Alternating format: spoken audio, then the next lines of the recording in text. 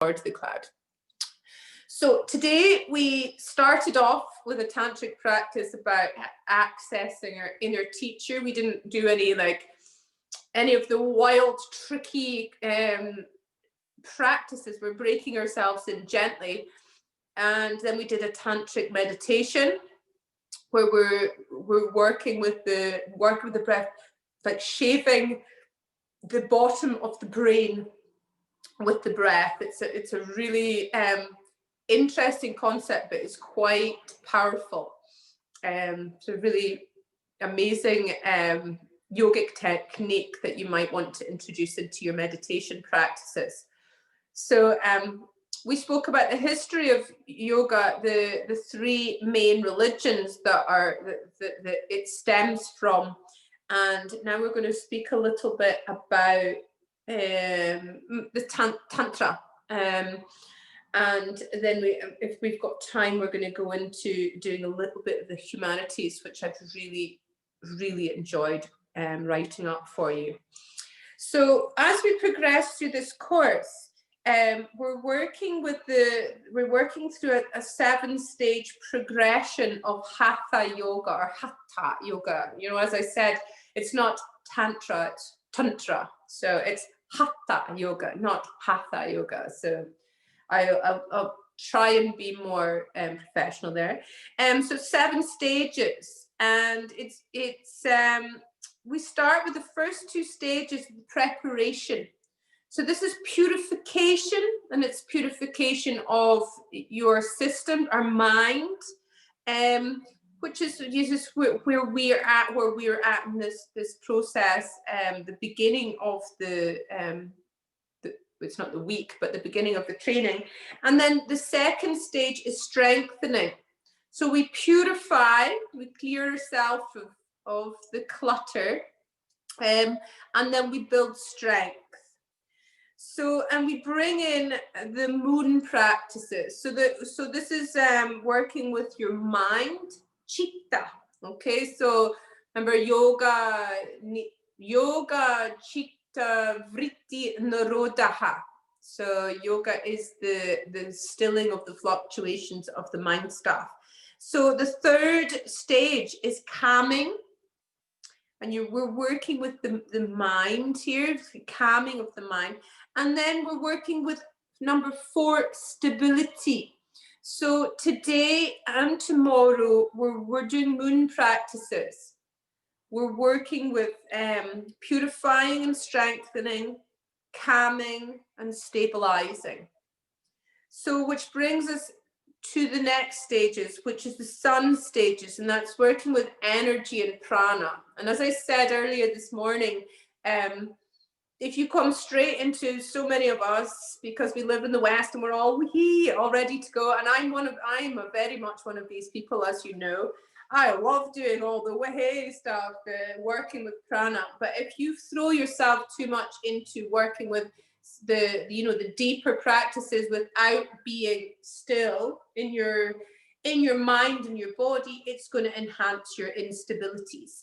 Okay, so making sure you have that steadiness. I always do every morning. I have done since the lockdown. I do my mantras and my sacred cacao rituals and my meditation, and really, really ground myself and get myself calm and stable before I do anything in this world right now.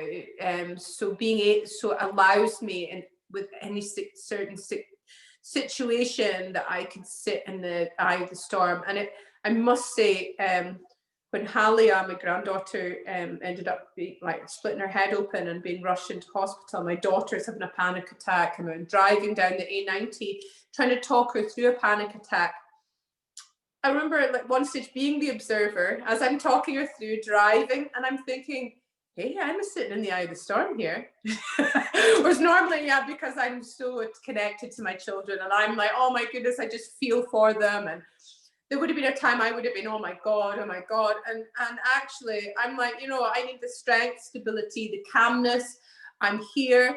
I wouldn't be anywhere else. I'm glad I'm here to help support. And it was very much I do think a lot of being able to really hold space in that sense was to do with that daily meditation, the daily ritual, and the stilling and the calming and the stability that I bring into my life with my practices. So if I was just going into just throwing my body around doing Ashtanga and not doing it, I know few Ashtanga yogis that don't meditate. They just love to bend and do their shit, and then that's them. They think that's me done my practice. Now I'm away. So in a sense, they're enhancing the prana, but the pranic energy is everywhere. So I do know that I have to pull in my energy, or I walk into kitchens and my elements blow. But that just could be because I've got a rubbish cooker. So who's to know? So moving into the sun energy, we're going into number 5, which is the dawning of higher perception. Oh, I'm looking forward to sharing that with you. And then from there, we're moving into number 6, which is expansion. So we're really so we're coming into higher perception and expansiveness. So this is the sun element. This is about working with prana. And then we're ready to come really fully into it and work with the fire, the kundalini, the agni. And I know some of you guys who practice with me know that I work with building agni behind the navel point. So working with the prana to gather the agni behind, it's called rudrani. And this is like just really helping you to dissolve the shit that you're holding on to and build that fire so you can assimilate and just really get things, the tapas in your life, and really move forward and work with who you truly are, which leads you to number 7, illumination. So we want shining souls, we want still calm minds, and we want radiant bodies. And that's within, radiant from within. I'm not speaking about using a face scrub, although that they're always quite handy too. Okay, so Om Agni Mili is the opening words of the Rig Veda, which means I meditate on the fire. So a lot of the tantrikas and the tantrics work with fire, but it's once they've stabilized. Working with fire and ritual is very powerful, and I know from speaking to some of you guys that you've found some Wicca during the, it's always good to bring in a bit of white witchness into your life when there's a pandemic, I find. So yeah, I've studied Wicca, and I'm still studying Wicca, and I've studied moonology, and I do work with fire practices, and working with fire in a safe way is very powerful. So Tantra, this is about cultivating power and auspiciousness. We're not speaking about power as in ruling a country and being not very kind. This is about your own power of who you are, you embracing your divine feminine, divine masculine, and really not being afraid to shine. So it's closely linked with Hatha Yoga and the cultivation of prana, or power. It's connected to the symbol of the sun in the later stages, fire. And Tantra means to weave. It also means technique, science, method, and to expand. Tantra comprises empowerment practices that expand our luminosity and our own beliefs about our innate auspiciousness and divinity. So Tantra states that power, prana, is necessary to achieve genuine happiness, as well as spiritual fulfillment and worldly success. So Tantra unlike yoga, states that life and everything in it is divine. The work of Tantra is to burn through the limitations that bind our perception and disallow us from seeing and experiencing all-encompassing divinity. Tantra is the science of energy management. So to understand our own energy is to understand the energy of the entire universe and vice versa. So Tantra seeks to systematically clear energy blockages within the body, build new energy or prana, and then direct it skillfully towards different areas in the gross and subtle bodies and ultimately into the spine. So tantric practices lend themselves to the process of mastering our life force and all aspects of everyday life. Tantra is a vast well of practices specifically designed to help accelerate spiritual and worldly growth. So we're working with how do you this is us going over for some of you guys who've recently trained with me. I've gone over this with you, but some of the guys, like Ellie was one of my, you were the third time I'd ran 200-hour teacher trainings, and since then some of my teachings have progressed in the sense that I didn't teach vinyasa krama as such. So I'm just going to go over, and it's always good to touch upon old ground, so to just bring it fresh. A bit like what we were speaking about earlier, that when you go back to something, you can sometimes understand it better or see it in a different way. So at the heart of the tradition, we find the human desire to transition from one state of perception or consciousness to another, and the latter being a higher state. So in this sense, yoga is the reverse engineering of the principles propounded by Samkhya. So Samkhya philosophy is Purusha, Prakriti, the gunas, and then moving down into, from the gunas, we're going into, descending into more matter, where we start speaking about Ayurveda, and we start speaking about the doshas and the elements. So we go from the gunas, the doshas, and then the elements. So it's really, so instead of coming from there, we're going the other way. So the tradition also states that what holds us back from experiencing evolved states and positive change is habituation. So it's the act of remaining stuck, doing, thinking, and believing the same things we always have. So tradition says that this is the source of our suffering. So to truly experience evolution in all levels of our beings, we must use yoga to its full capacity and to include all of its limbs. So this is kind of a complete approach to practice, and it's known as Sarvanga Sadhana. So it's a supported practice. So the opposite approach, or incomplete practice in Sanskrit, is called Angabanga Sadhana, which may involve practicing only one limb of yoga or practicing things that are comfortable and pleasurable, but not transformative.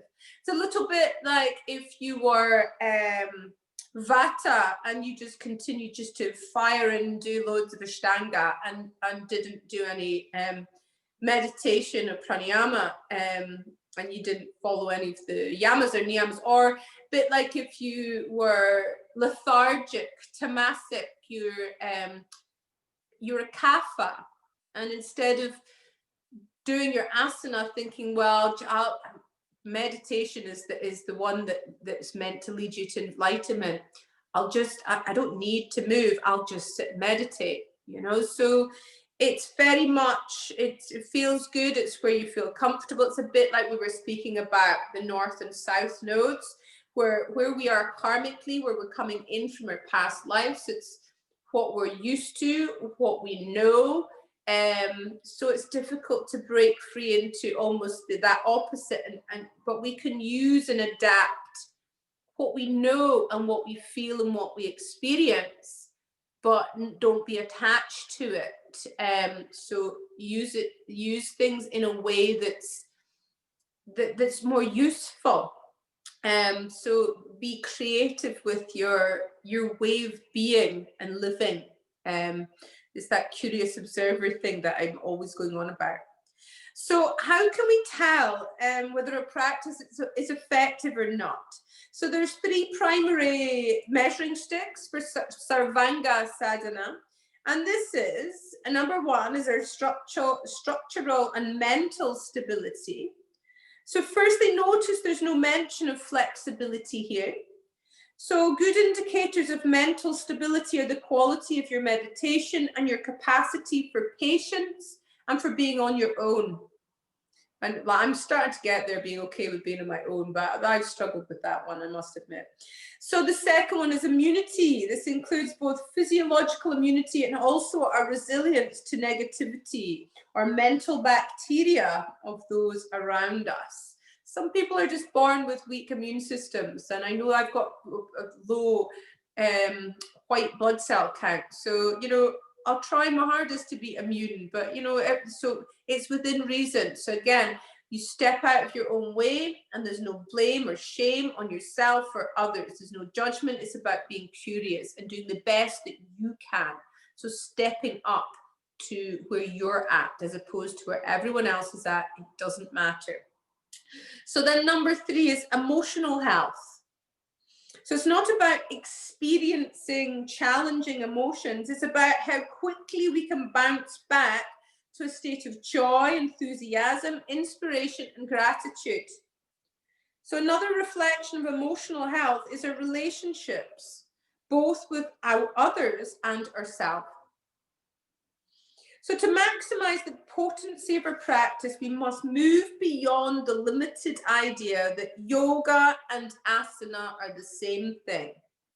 Sarvanga sadhana, so anga means limb, involves all limbs of practice, including asana, pranayama, meditation, visualization, concentration, mantra, kriya, nidra, and more.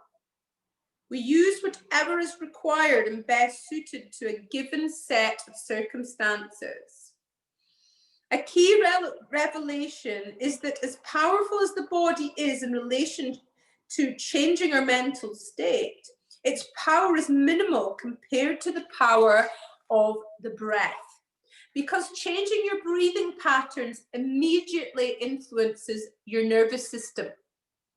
So the more elements of practice we include, the more we can expand our awareness and transform habitual patterns to move beyond our previous limits.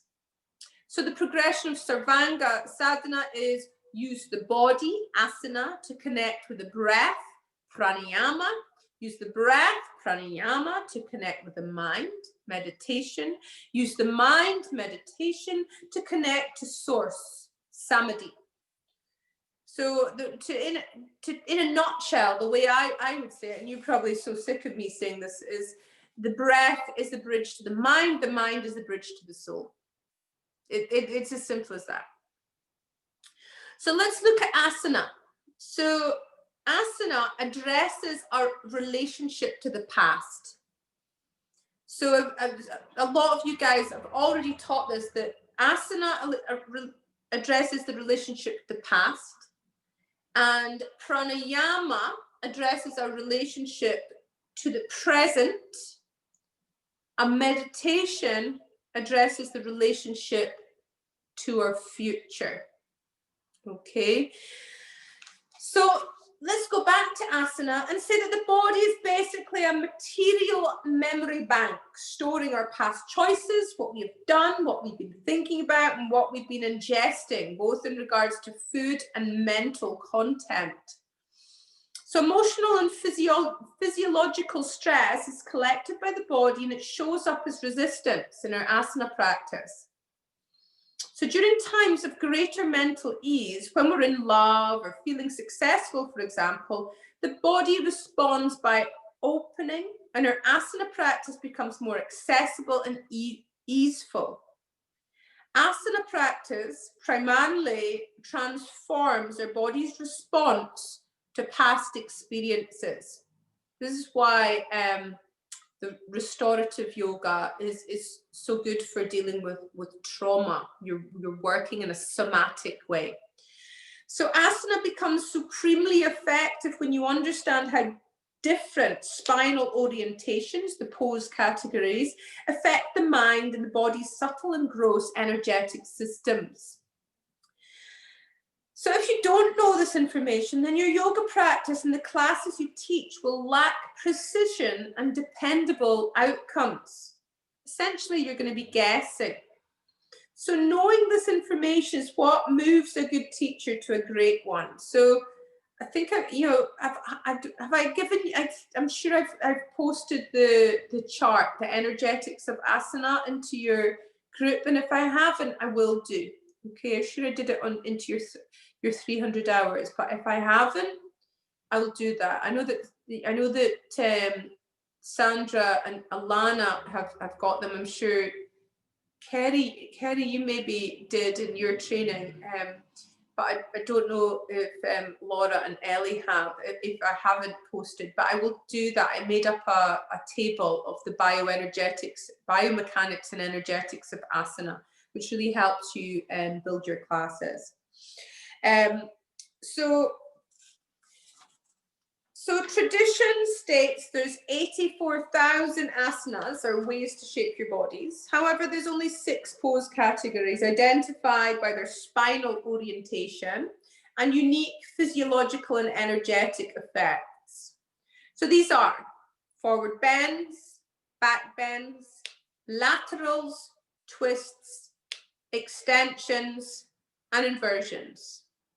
And in all cases, the priority is on function and not on form. So in this way, most of the modern yoga world has it backwards. And again, if you don't know the intricate details of the energetics, then form is all you have. So form is fulfilling the idea of a shape based on an external standard and practicing with a primary focus on the look of a pose.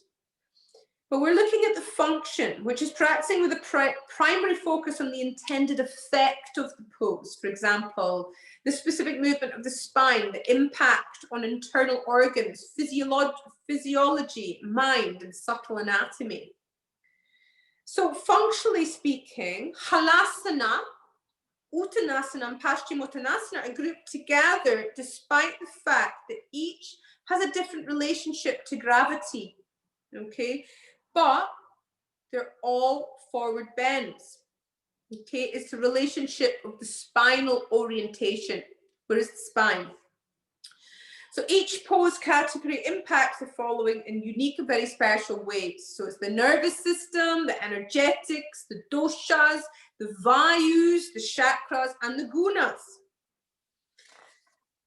So there's different approaches to asana as well, and asana can be approached in 2 ways, and we did this today.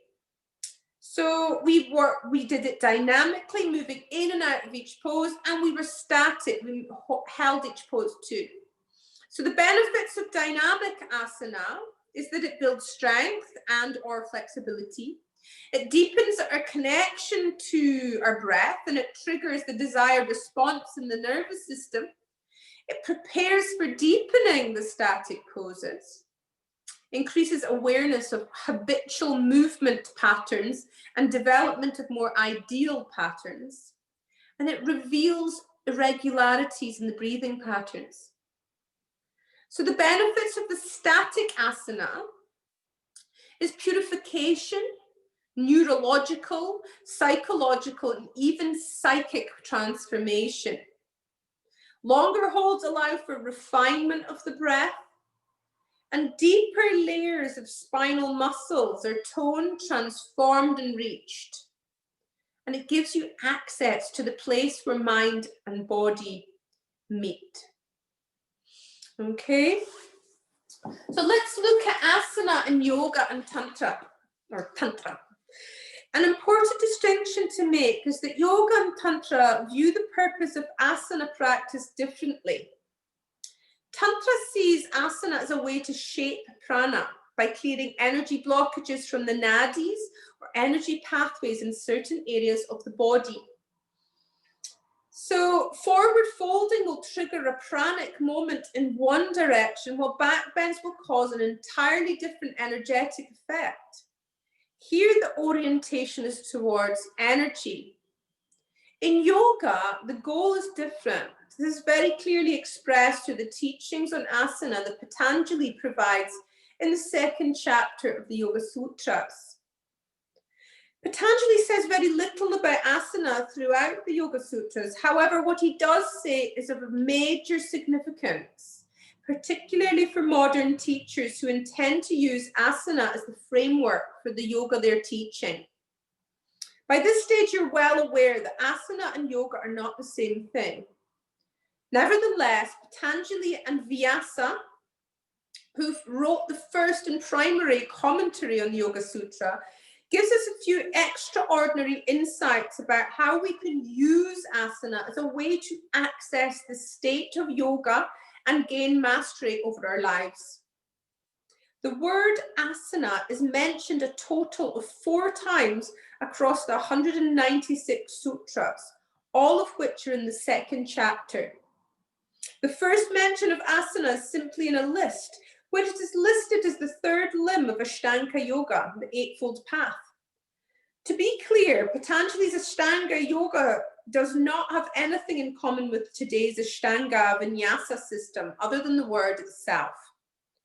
The way Patanjali speaks about Ashtanga Yoga and the role of asana is completely in relation to mastering the mind. Very different from today's body-focused Ashtanga Vinyasa. So in verse 2.46, we're given instruction on how to practice asana properly.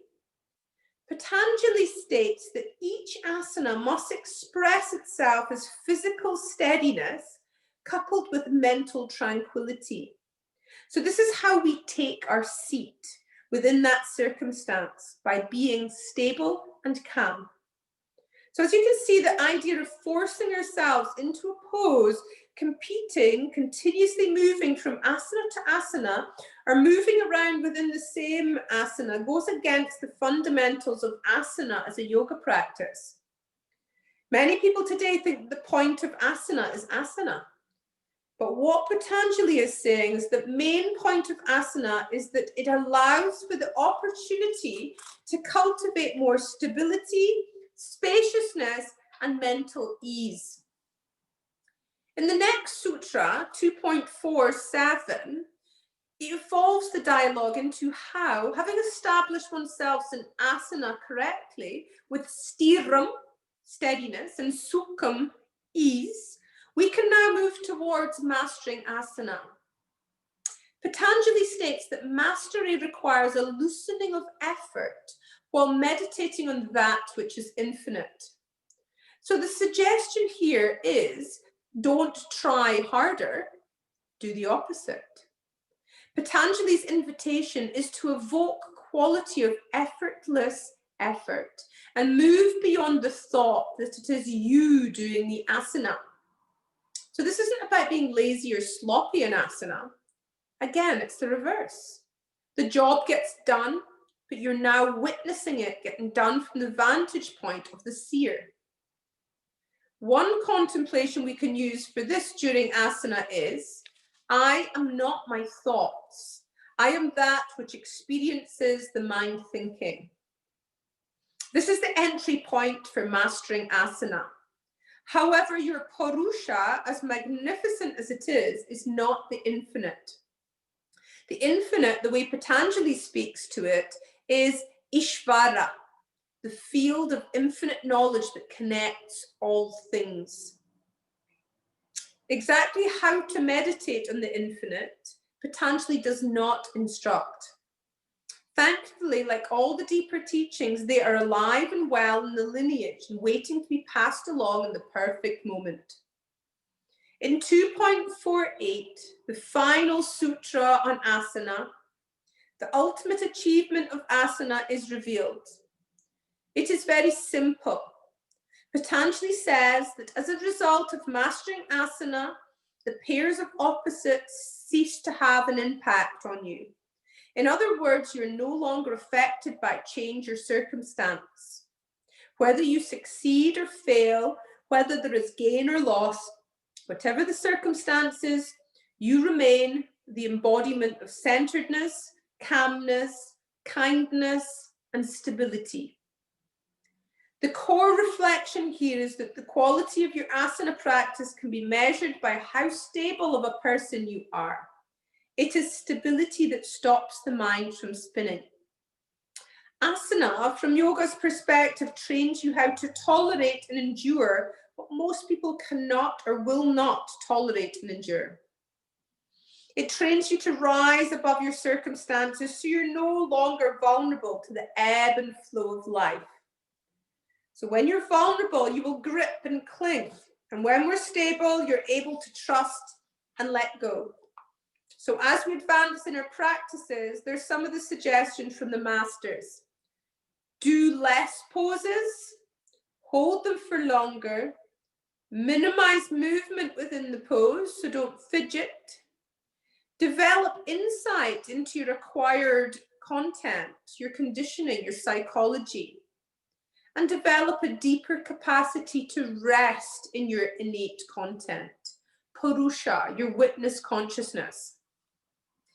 When these aspects of practice are truly mastered, regardless of the orientation of your practice, the mind no longer presents itself as an obstacle to realization. It becomes the gateway. The Yoga Sutras show us that by developing the capacity to completely internalize attention, we can find that inner space where the light of the soul is in closest proximity to the light of all lights, the place where you and Ishvara, Prandana, merge into one. This is yoga. So before moving deeper into a committed daily meditation practice, it is imperative to move towards the mastery of asana, as this, along with pranayama, create the foundation of a fruitful meditation practice. So Sutra 2.47, as mentioned earlier, provides insight into this aspect of practice, mastering asana. Despite the clarity of Patanjali's words, however, very little asana practice today reflects his message.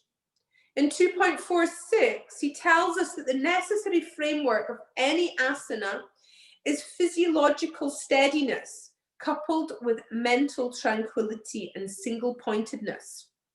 However, to master it, one must relax even further and loosen physiological effort, become spacious, and orient the mind towards the infinite. This loosening of effort does not indicate a lack of precision or proficiency. It's rather a shift of attitude, moving towards surrender, a kind of effortless effort where the mind stops struggling and completely accepts the reality of the situation, however it is presenting itself.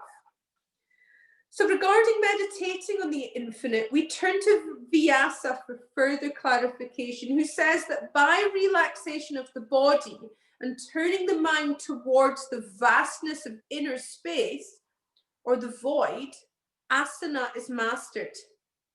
He also makes the point that anything that can be conceptualized and put into a form by definition is not infinite, but it's finite.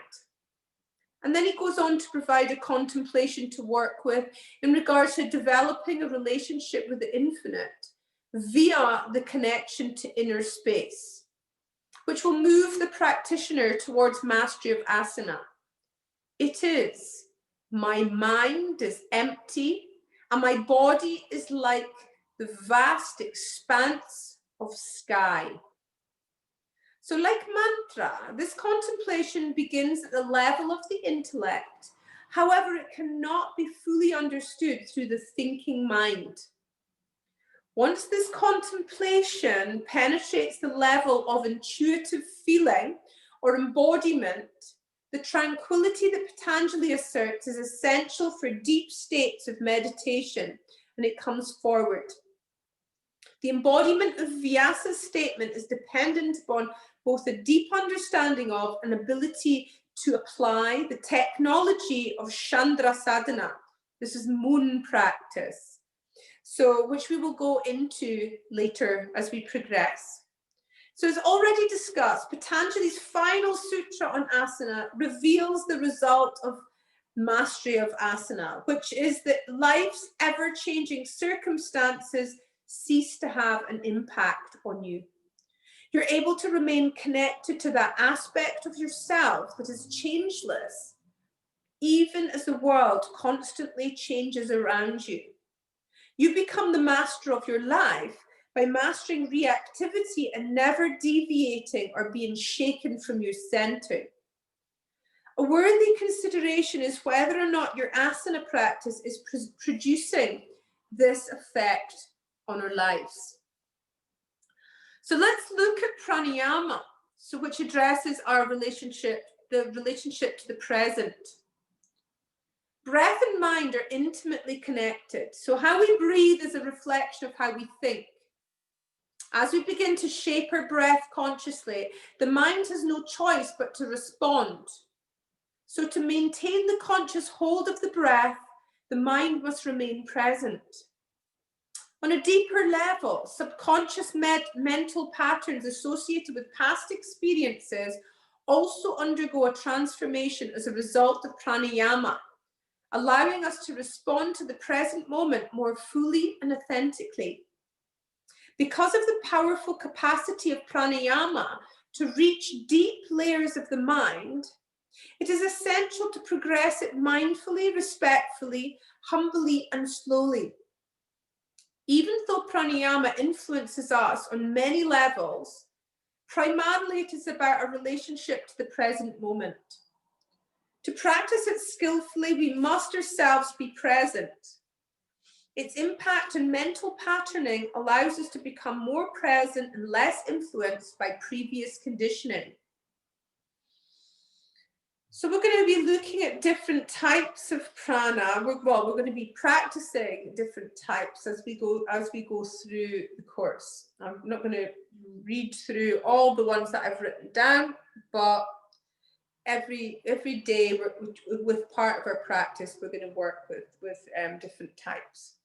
So the power of the breath is both a conscious and unconscious function. And by taking more control of the breath, we can leverage deeper access to the typically hidden parts of the mind.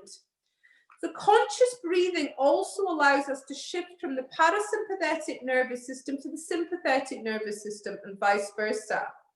So both our emotional and mental patterns show up as abnormalities in our breath. Becoming more aware of the way we breathe brings an insight into the way we think, feel, and perceive. It's very simple. If we make our breath more calm, easeful, and balanced, then we become more calm, easeful, and balanced. Breath awareness is the master key to becoming more conscious. Mind and breath always move together. However, because breath is denser, more tangible than mind, it is easier to manipulate. Through inhale, exhale, and different approaches to holding the breath, kumbhaka, we can easily elicit a wide variety of energetic and therefore mental outcomes. Knowing how to use the breath in these various ways allows us to create very specific and dependable results in our own practices and the classes we teach. So the inhale leads to brahmana, which means to accelerate or activate. So back bends and laterals help to develop the inhalation and also have a brahmana effect.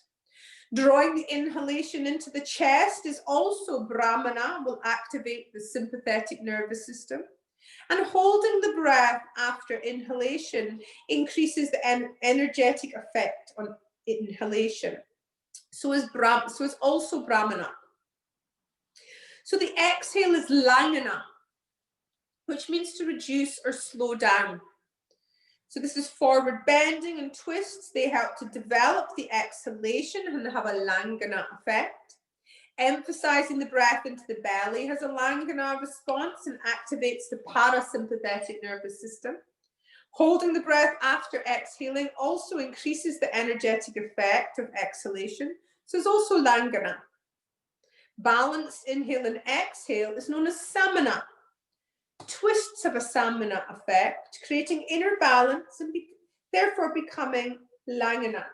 So a lot of yogis, or once people find that out, they think, oh, well, there's so much out there now that so many people are trying to connect to the parasympathetic nervous system, thinking, well, that is the way we were speaking about the ocular cardiac nerve earlier today. And yes, it's the exhale and holding after the exhale, lengthening the exhale, working with that will stimulate the parasympathetic nervous system. And yeah, working with that will help with stress relief and anxiety. But you know, you guys have all worked and studied the gunas with me, and you know that we need to bring balance. So too much of something will bring an imbalance. So it's the same as if you're doing lots and lots and lots of asana, it's gonna be too rajastic. Now, if your students are feeling lacking in motivation, they're feeling lethargic, depressed, do you really want them to activate the parasympathetic nervous system and make them feel more? That can actually exacerbate their problems. So that's where we want to incorporate a little bit of back bending, laterals, inhaling, holding after inhale. We want to stimulate the sympathetic nervous system to lift them. So if someone's depressed, it might be that they need their sympathetic system fired up. Just now, there's a lot of, you know, the sympathetics, the fight or flights going on, but you will find, so listen to your students, because people who are they've lost their motivation, they've lost their spark. You don't want to be giving them you don't want to get them going into yin, restorative. That's for anxiety, stress. So yeah, so as I said, there's no such thing as bad, one's bad and one's good, black or white.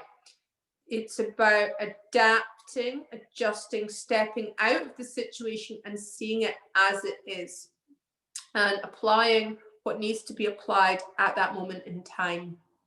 Okay, so I think just now we're going to stop, because I'm speaking at you loads and loads of stuff. We're going to stop for a little bit of caffeine, or for you to have a break from my irritating voice. So we'll come back in 15 minutes, if that's okay. And then we're going to go into speaking about samskaras. Oh, I just love speaking about stuff like that. Okay, so I'll see you at 4:45.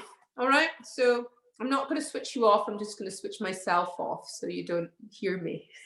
Not that I'm making any noises. Don't worry. I'm going to stop speaking now.